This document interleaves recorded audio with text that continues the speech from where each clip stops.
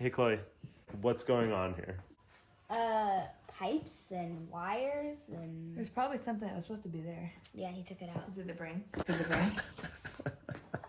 It doesn't look like much, but I have Integrated Engineering's TrueFlex kit installed, ready for me to swap over or switch over to their TrueFlex tune when it's released for the MK7 Golf R. In this video, I go through the full installation of it. I've also removed my Fuel-It Bluetooth device and wiring and hoses, everything that came with it, just to show you what it looks like if you're just running Integrated Engineering's kit.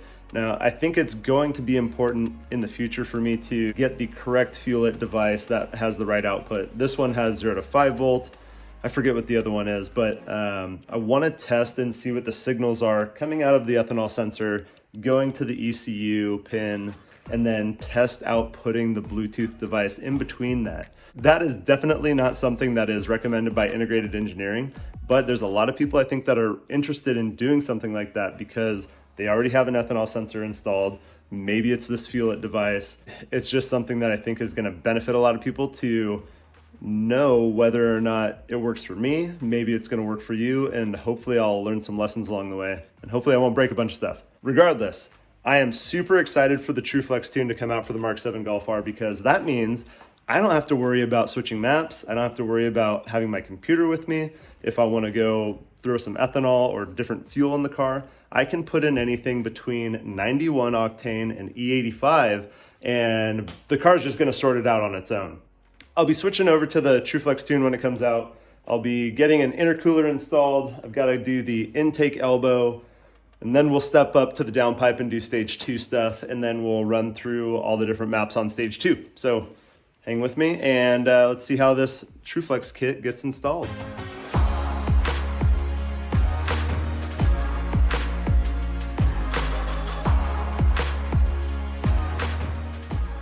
Let's take a look and see what comes in the box for this TrueFlex kit from Integrated Engineering.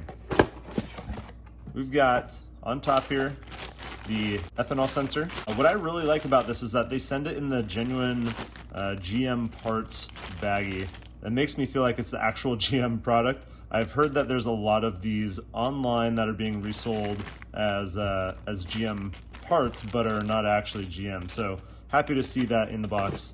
We've got our wiring harness. This is one piece that I'm super excited about because this was what makes this kit really plug and play. There's a pin here to go into the ECU, there's a pin here to go into the fuse, and we've got our grounding loop that is gonna make this super easy to install. We've got some accessories here. We've got a couple of hose clamps, your fuse that's gonna go in your fuse box, and then the quick disconnects that when you cut into your fuel line that you'll put those in and pop the ethanol sensor into. Packing list and some goodies. If anybody likes a koozie, some stickers, they always send some goodies along with all their stuff. And that's it. Here's a quick look at the tools that I used for this job. First started with disassembling my intake, which used on the Integrated Engineering this 4mm and 2.5mm Allen.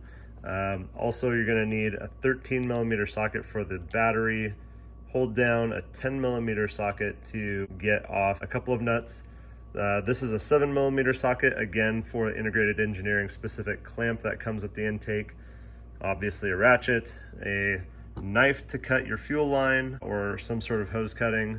Long screwdriver helped me for disassembling the fuse box. I have a terminal depinning tool. I used one of these flat ones on here. This has come in handy, but I really don't like this radial type. These other things just they get in the way. So if you have the opportunity to get a set that is individual depinning handled tools, I would say go for that. This is just a bent up paper clip that helped me push out the dummy pin that was in the ECU harness, and just a needle nose pliers to help hold that on place. And then finally zip ties to help hold all the wiring in place, and wire cutters just to cut off those ends. So I think this is a pretty basic set, except for this depinning stuff everybody's gonna have. I'll link this kit that I got. It also comes with these other ones, so it's a set.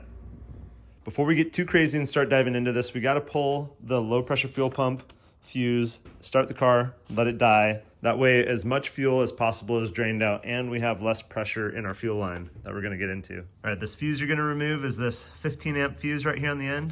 You're gonna pop that out, set it aside, start your car and let it die. Here we go. Let's see how long it takes to die this time.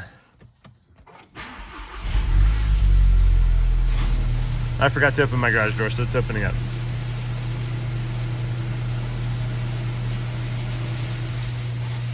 Oh, that was very quick. Awesome. My car died really, really quick that time. It took maybe like 15 seconds, but in the past it has taken maybe about a minute to 3 minutes. So just let it run. It will eventually die. And while you're at it, make sure you don't forget to turn it off because I always forget to do that. One thing to remember is to try and do this work when your car is cold. That way there is less pressure in the fuel line there. That way you won't spray as much fuel all over the place and hopefully less will come out. Let's get this intake out of here because we're gonna need to get underneath there and over to the fuse box for some wiring stuff. So let's get this thing off. Woo! I've overlaid the stock fuel line with what I have existing from the Fuel It Bluetooth ethanol kit. I'm gonna end up swapping back over to the stock fuel line and show you all how I'm gonna cut and install the ethanol sensor from Integrated Engineering because I think a lot of people are gonna be coming from a stock fuel line. I think if you already have the experience of doing this kit, you're probably not gonna be watching this video and you're gonna be forging your own path. So you already have that experience of what to do. I'm gonna swap these out real quick and we'll get going on that. Let's talk about how you might install two of these in line. Integrated Engineering doesn't recommend installing their wiring harness that plugs into the ECU on the back end of this Bluetooth device. The best description that they've been able to give is that they'd rather have you plug directly into the ethanol sensor in case there's a signal change that's happening through here. If I was to do this in a dual setup, I'd probably end up having this Fuel It Bluetooth one over here a little bit further, and then the Integrated Engineering one probably mounted here. They say that there's no problem running two of these in line. There's not going to be any restrictions on the fuel flow. I think probably what I'll end up doing, even though it's really nice to have the Fuel It Bluetooth, the app on my phone, I'll end up just running Integrated Engineering's kit and use my OBD11 anytime that I want to see what the ethanol content is because that value is reported to the ECU and I can look that up using my OBD11. And the purpose for seeing that value is just so that you know what the ethanol content is and you can compare running higher content to lower content and see what the performance output is like. As part of the process, you're gonna have to probably take the battery out because it's just gonna be easiest to run all of this without the battery in the way because you're gonna be connecting to this grounding point back here behind it. So remember, wear safety glasses, disconnect your negative terminal first, and then take your battery out. So those are 10 millimeter nuts that are on here. You're gonna need a 13 millimeter nut right here to undo the foot. Take this foot out of here. Battery slides toward you and lifts up. Oh God. All right, so you might be able to see I've got my stock fuel line back in, but now it's at the point where we've got to decide how and where to cut the fuel line. So I think that the best way to go about this is by putting these quick disconnects on the ethanol sensor. And I just want to show you that you can press, and it seems like it goes on, but you really got to press extra hard until you get that snap, and that's when it's fully seated. So you go like this, and it's really on there. What I'm gonna do now is measure from here to here to see what that distance is, and that's the amount of fuel line that I'm gonna attempt to cut out. So even though I measured this distance to be a little bit less than 4 inches, I'm probably gonna only cut out maybe about 3 inches worth of hose here to give myself some play. And so one thing I wanna keep in mind is that this hose bends right here, so I don't wanna cut it too close to this bend. I wanna make sure that I have enough room for this quick disconnect to go in. So I'm gonna maybe shift my measurement a little bit to the right here on the hose. I think I'm gonna cut right here on this white line. This is a marker for where this clamp goes, and then measure 3 inches over from that. Right, it's almost exactly 3 inches between these markers here. So it's a little offset from the center of this, but I'm happy with that because of where this bend is in this hose. So let's get to cutting. So this is going to be significantly different experience for you than it is for me because I have no fuel in this line. You're gonna have some fuel in here. So either, go ahead and just pierce this. I would cover maybe with a rag or paper towel while you're piercing with your knife or your cutter, just so that you can capture whatever fuel there is. And if this fuel line is any temperature above ambient at all, it's probably going to be pressurized and spray out. So wear safety glasses and be super careful. And so I'm just going to take my knife and just start sawing right along this line here. Just want to get a super nice, clean and straight cut. So if you can, put a brand new utility blade in your knife, or make sure your cutters are super sharp.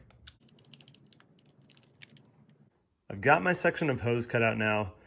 One thing that you could consider doing is unclamping these bits and prying the hose apart. I think that that's doable. I think that's something you can consider, but the way that the rest of this hose fits in here, you're gonna end up with too much hose pushed one way and too much hose pushed that way. And I think it's just gonna fit really funny. So I think the better solution is just to cut out this section of hose and just live with it, and the fact that you're going to have to replace this hose if you ever want to go back to stock, or you just leave it and it's not going to affect anything. All right, so make sure before you put your ethanol sensor in that you've got your clamps in place. I'm going to put them so that the screws are down on here. I think this one on the right side is going to be a little too close to this hose, so I just don't want it to potentially cut. I'm just gonna put a little bit of spit on there, see if that's enough to lubricate. Pushing this in here. Yep. All right, so you wanna make sure and push your hose all the way up to the edge of that. Now, I've got this in here, and you can kind of twist everything around the way you think it fits best. Let's get these clamps tightened up on here. All right, and you can either use a screwdriver, Phillips head, or 7mm to tighten this up. And then I'm going to come back by hand and tighten that up. Here's a look at how everything looks connected. I've got everything kind of straightened out.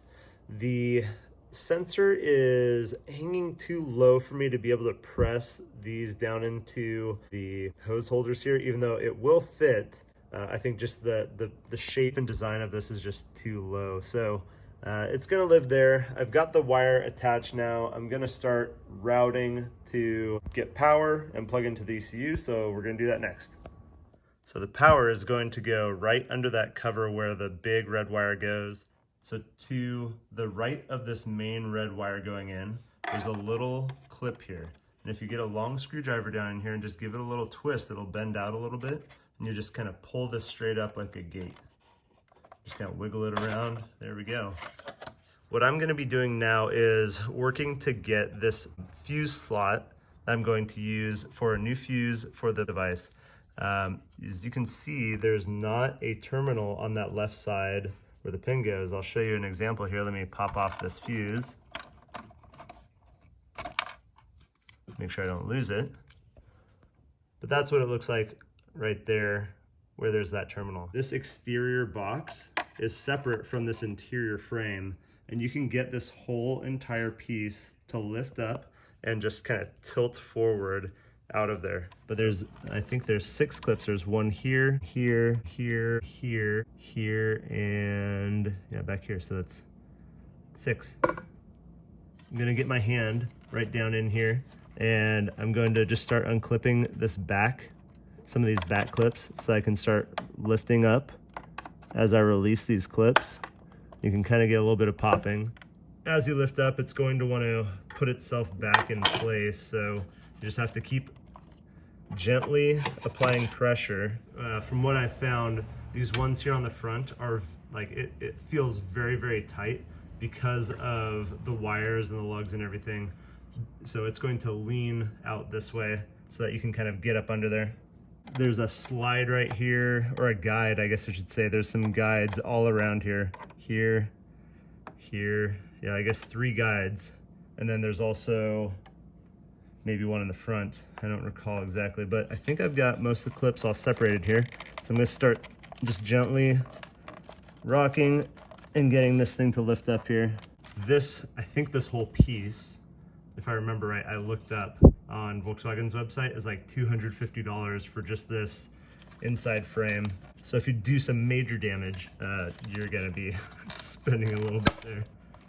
There we go.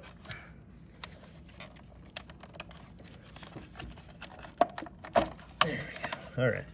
All right, so now I've got this inside frame up. I can get my hand under here. I can work around here and easily get that terminal into this fuse slot here. And here's a really quick look at a not broken tab.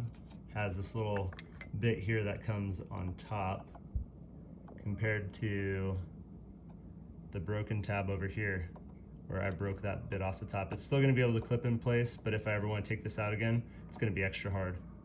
So I've got my grounding cable in here and I've got the wire run down here. And before I get too crazy, even though I've already got the fuse box cover popped off, I'm gonna try and figure out exactly how this ECU wire is gonna go in here nicely so that I can make sure that the routing of all this works really well. So let's take this ECU retainer off.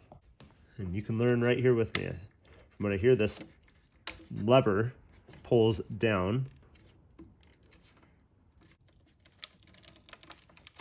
There we go. Just kind of wiggle it out. Don't ream on it too much before you start wiggling. It ended up starting kind of coming out on me. Pretty easy. Next thing we're gonna do is take this purple retainer and pop it up. And it's gonna slide way out. This is basically the thing that's holding in all the pins. Even though they're clipped in, like this is the safety retainer. All right, now once you get this piece out, you're gonna separate this piece. You're gonna get into the groove. You're gonna really gently pry and try not to break this piece here. This is the first time I've ever tried this. There we go. Nice. I was able to separate that. This cover is gonna come back. Oh look, actually, you can just go ahead and slide that right back there. Now we're gonna be able to have access to most of these wires and hopefully the location that we need. So let's take a look at the location real quick. All right, once you get your ECU harness peeled back, you'll see that there is a number of pins and you might be wondering to yourself, which is number 71? Well, you can see that there's a number 1 up here indicating that this is the number 1 pin. Farthest to the right is 21. And then there are 5 rows of pins going down. The bottom left one is number 85, all the way to 105. So we need to find number 71. We can start here and we know that this one's 85, so we can say 84 and count all the way back. Right here is the 71st pin, a dummy pin. I'm in there. I'm going to take a paper clip and just try and push out that dummy pin there. Push, oh, it's given way. There we go, just kind of gently used my little screwdriver to kind of make an opening so I can see everything in there, and it's not as hard as I thought it was gonna be. But I mean, it's harder than I thought it was gonna be, but it's not presenting to be as hard as it was seeming. So that's what you're gonna be pulling out there. This is the direction that I pulled this little piece out. And if I take a look at the pin side by side, I'm guessing that I want to face it the same general direction so that it clips in. So I'm gonna aim for that, hope for the best, and see if we get a little click in there. One thing before you go shoving this pin in there that I think you wanna consider is this cover. There we go, I'll leave it like this, and then I'll end up bringing the wire up and over the harness here and into the slot. I think I see it. Oh, I think it's in there. You know what? I didn't hear a click, but I can see that the pin is all the way inserted and I'm giving it a little bit of a tug and it's not pulling out. So I'm pretty happy with that. Get this thing back together. And it looks like the bottom goes in first. There's 2 locations in the bottom there, and then you'll just press the top back forward. And before I put all this back together, you can see I haven't put in the fuse box wire yet. I'm gonna go ahead and take the time to fish that through here since I've got a little bit more room to play with. So let's take a look at that. So with the front panel of the fuse box off, the fuse box itself kind of disassembled here, I'm gonna take the red wire that's going to be our power, and I'm gonna fish it through there. There we go. Our wire is all the way through in there.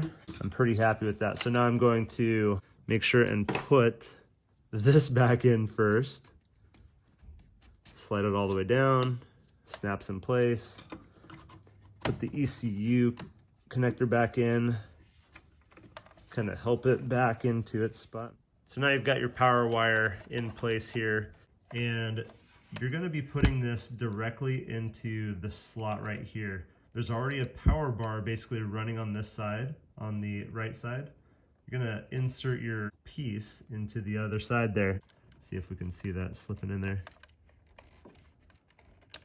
And I push it up in there. It didn't give me a satisfying click, but I'm tugging on it and you can see that it's in there, and it's definitely stuck in there. So before I forget, I'm gonna go ahead and stick this 2-amp fuse that was provided directly in that slot there. And that is going to be our source of power for the sensor.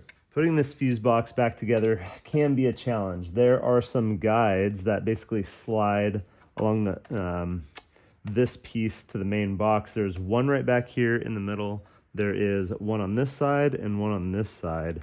And then you also have to make sure that you are super gentle with the whole thing and not break it. One thing you have to make sure and do is push this all the way back here to get this back guide, or you can kind of flex it to reach. It should eventually reach back there. There we go. All right, and then once everything's in place, you just press straight down. Make sure your 6 clips snap in. Just slide this plate back on here.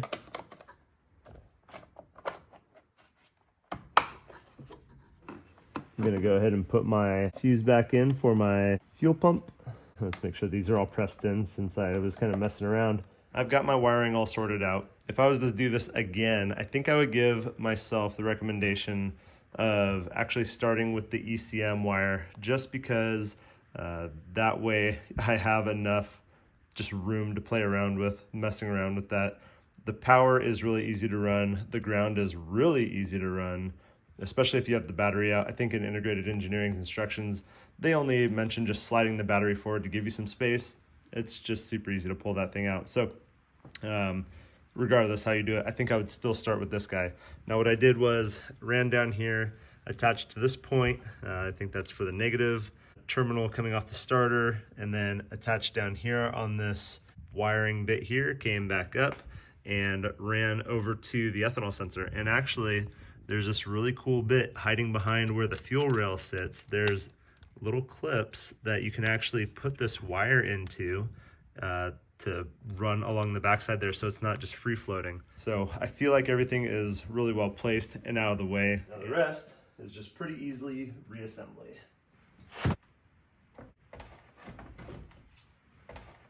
Before I go and put the carbon lid back on here, just wanted to show you another view of what this looks like with the integrated engineering intake on. And you can see where all those wires just happen to go right down in this little nice open spot. It's almost like it was designed that way, right? And then comes back up and goes where I showed you before. Now I'm gonna get the carbon cover back on.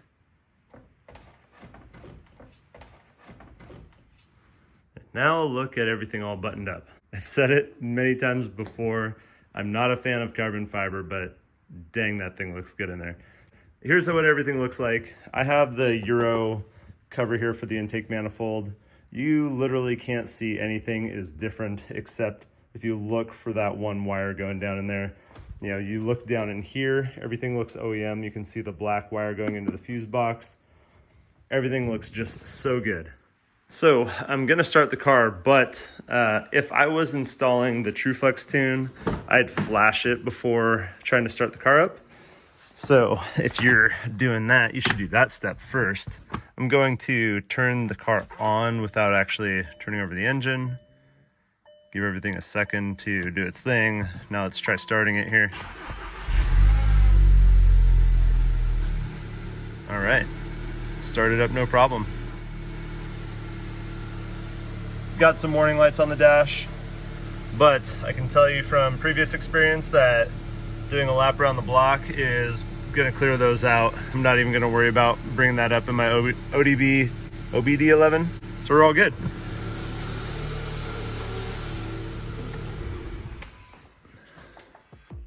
All right, so everything that we've done here today has not been anything to enhance performance. Well, I guess that's not true.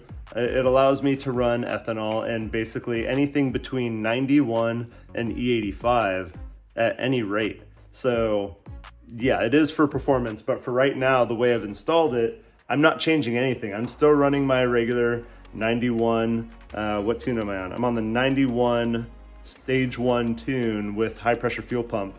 So that's what I'm on until Integrated Engineering releases the TrueFlex tune for the MK7 Golf R 2017 is what I have. So I'm excited for that. I can't wait for it to come. And when it does, I'll obviously be making another video. So stay tuned. Thanks for checking this out.